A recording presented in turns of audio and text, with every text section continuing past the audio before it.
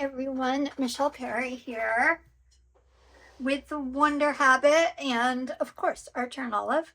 I wanted to take you behind the scenes of a little project I've been working on that might give you some creative ideas on what you can do with your beautiful Art Turn Olive boxes. Okay, so spoiler, the like as much as I love the notebooks, I think I love the boxes almost just as much. So this is from the spring collection. And I mean, look at the spine on that, right? Like that just, it looks so gorgeous. And as you know that this is a drawer that pulls out. And I will show you how that works toward the end. But so this is the box I'm using. And what I have started to do is create a little scene inside of the box. And it's not going to be exactly this, but it's going to be close. So, sketch that out. And here is my little scene. I need to glue this down.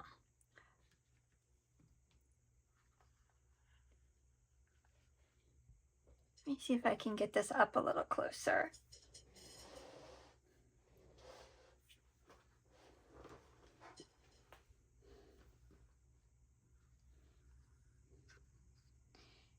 This guy is removable for the moment because I still need to put things on the shelves. I'm going to take you with me as I make some little miniature books. And a little plant maybe to go up here.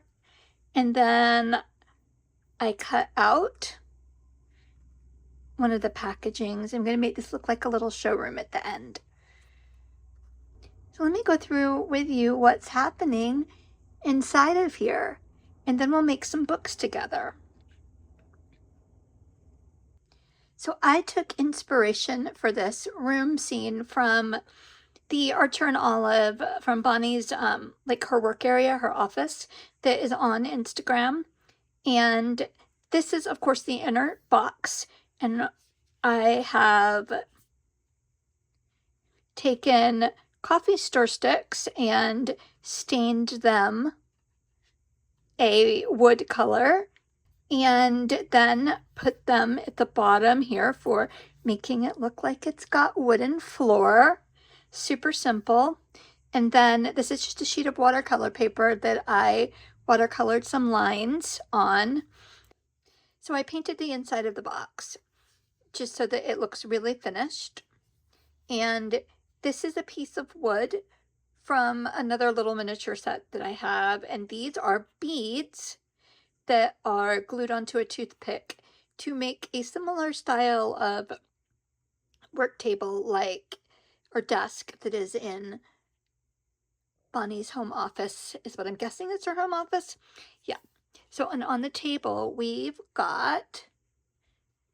have like a little notebook, and then a little washi piece of tape, which is actually washi tape. I'm going to show you how to make miniature washi rolls.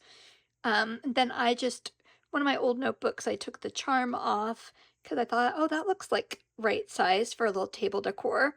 And then this is like a picture behind a little frame, photo window frame from again, a little miniature kit. And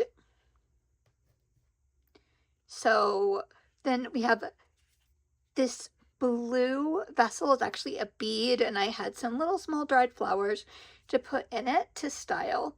So this is already looking really fun, but it's the details that make it all come together. And then as the top of this is washi tape from the most recent collection. So let's talk about this guy, because while chunks of this came in a kit, a lot of it didn't. So this was all just individual pieces. I'm going to flip over, and so there was like this piece and then these pieces and then a top, and then like the hutch area, but it didn't have any backing to it. And I wanted it to have almost like a cottagey beadboard style backing. So I cut up again like some little coffee like stir sticks and put them together and glued them and painted them.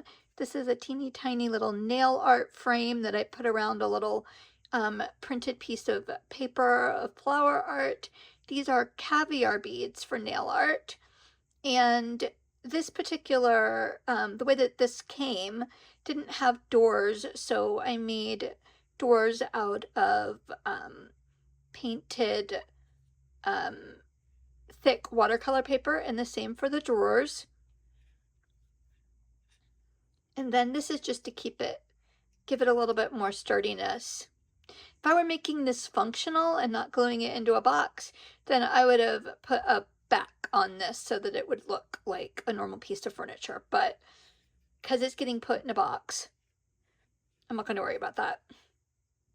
So this is going to get fixed right in here.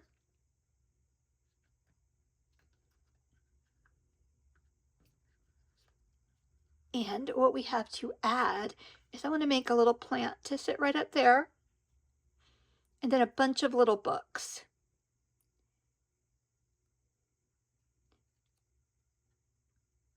So before we make anything, I just want to talk with you supplies. So what do you do if you're not a miniature enthusiast, but you'd like to be, or you don't have all of the materials to like just pull from like I have? Well, this is an amazing look. You can also use these boxes to be like shadow frame boxes where you could layer different parts of paper that like are creating multi-dimensions within here. Like you could make this and turn this into like a hand-painted scene, a little whimsical illustration. It doesn't just have to be a like full-on miniature scene. And some of you who are familiar with miniatures, you may be asking, what scale are you working in? Because miniatures have different scales. They have what's called 1/12, which is probably the most common, and it is every foot or every 12 inches is 1 inch. So if your room was 8 feet tall, your miniature would be 8 inches tall. I work in the size down from that, which is 1/24. So you divide it all in again. So it's called half scale, which means, yeah, like this just fits better. And a lot of the little kits I pull from are 1/24 already, so it just makes it easier. And this, when you're working inside of like just a set box like this and you're not trying to create a full like dollhouse or something like that, then this is super forgiving. You just you can eyeball it. It's okay if it's not exact. Besides, if you're just enjoying it, that's really all that matters. So I'm going to put this down. And I want this to almost look like a little mini showroom. So I am going to attach this, but that's going to be the last thing I add after I add some other plants and different things. So here we go. So your tools that you're going to need, or that will make your life so much easier, are these kind of pliers. You can get them in miniature kits.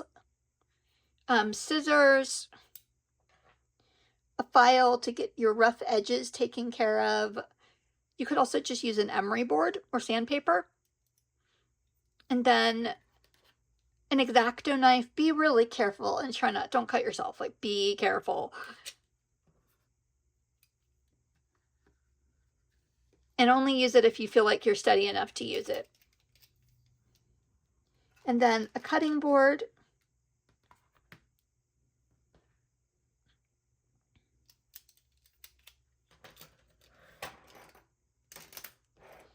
And then a pencil always helps, obviously. So let's, as you see, this is washi tape right here. You may be like, how did you do that? Let me show you a trick. This guy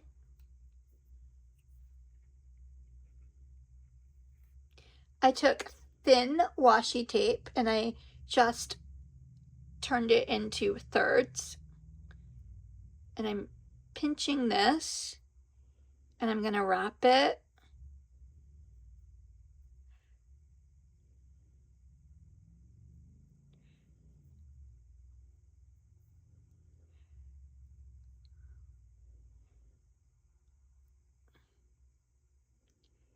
Like that. Just keep it on wrapping. And then when you get enough where you're like, all right, that's enough of a tail, you can pull it off and just put a little bit of glue in. And don't pinch it as flat as I did. I pinched it too flat. So I'll just come back in and reshape this. And then you're able to glue it in place. So that's how you do miniature dollhouse size washi tape. One way at least.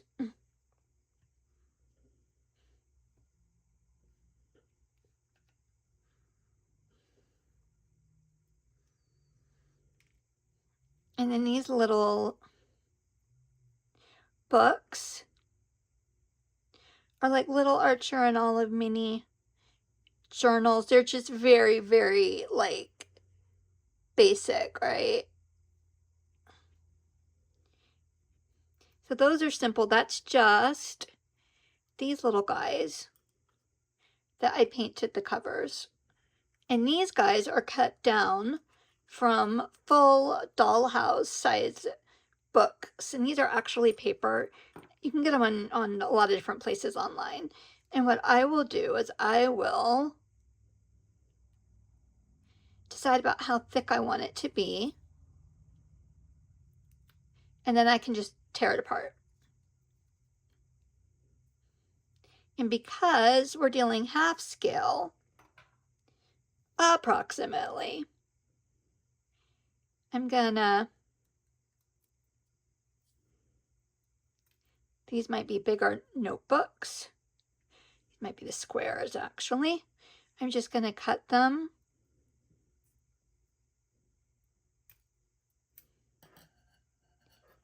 down and just some of the pages so you see some separation. And then I can either just paint acrylic paint on them, or we can do this little trick, which I love.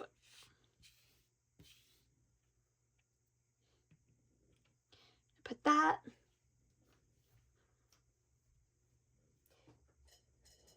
And you can get as in-depth with this as you like. Like, you can go so hyper-realistic and detailed if you have the time, energy, patience, all the things to do that. I'm just wanting to show you something that is relatively simple today.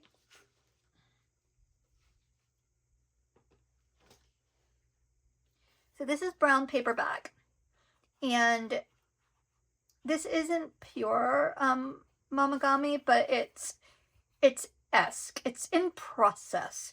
And if you take brown paper and you scrunch it up, and you keep putting hand lotion on your hands or oil, and then you let it soak in, and you do it again and again, it gives the paper almost a cloth-like kind of texture. It's very soft and very pliable, which is perfect for making little leather, faux leather looking covers.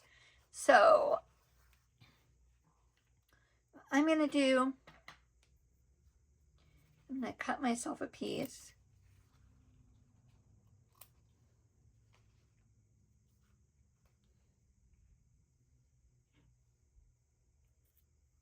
And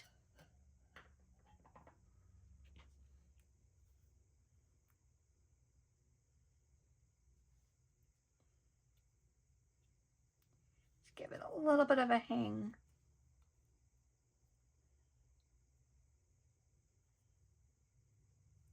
Over. There we go. And I'm just gonna kind of put an indent in where the book pages are. And then we'll take our glue. You could use school glue. You could use, actually, you know what? I'm not going to use, this is really good glue for like wood and crafty things.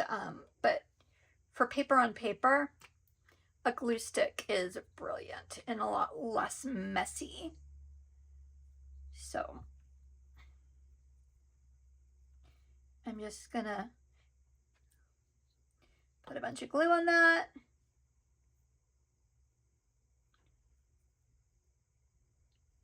Oops, and that page came off. No big deal.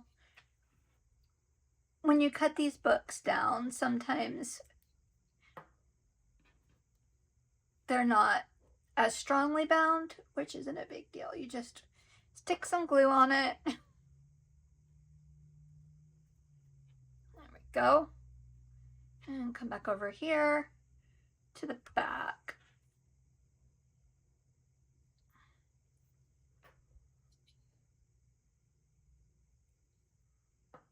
And good.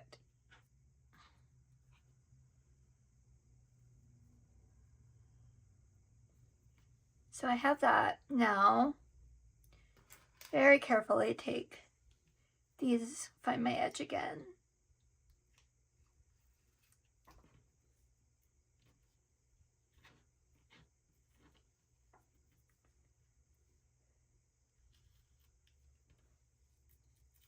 If you don't have little teeny books, you could fold up a bunch of small papers. You could also make these books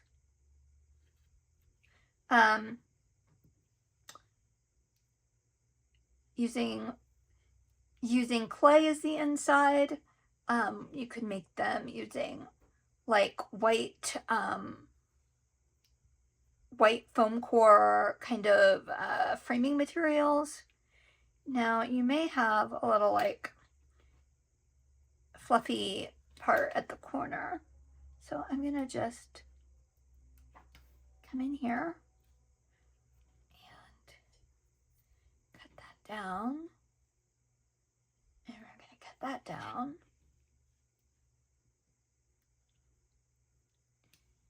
And let's see, how are we doing? You don't want it to just look like a brown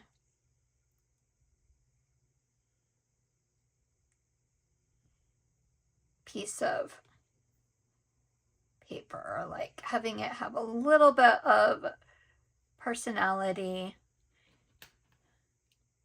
I do think that that was a little bit too much. There we go. I'm gonna take that out.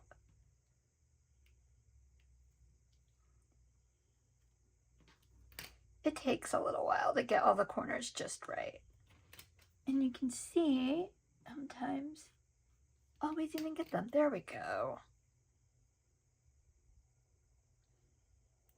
And you know, if it's not perfect, it's okay. This is just whimsical, magical, fun playtime. Okay, so there's one little book. And I want to sure you cover your glue stick so it doesn't dry out on you.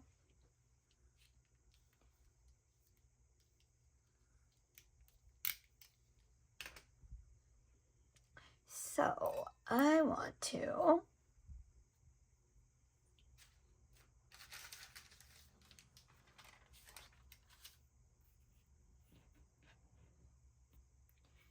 paint this one blue.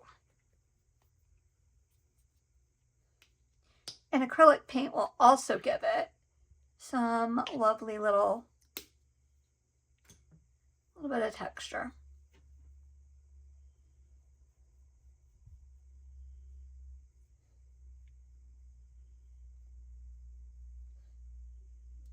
And you would be surprised, this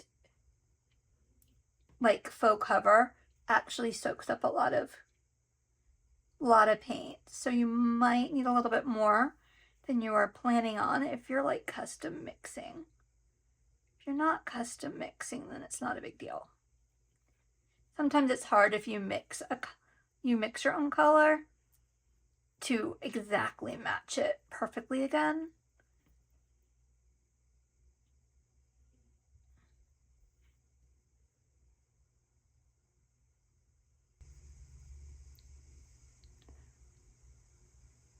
Teeny tiny.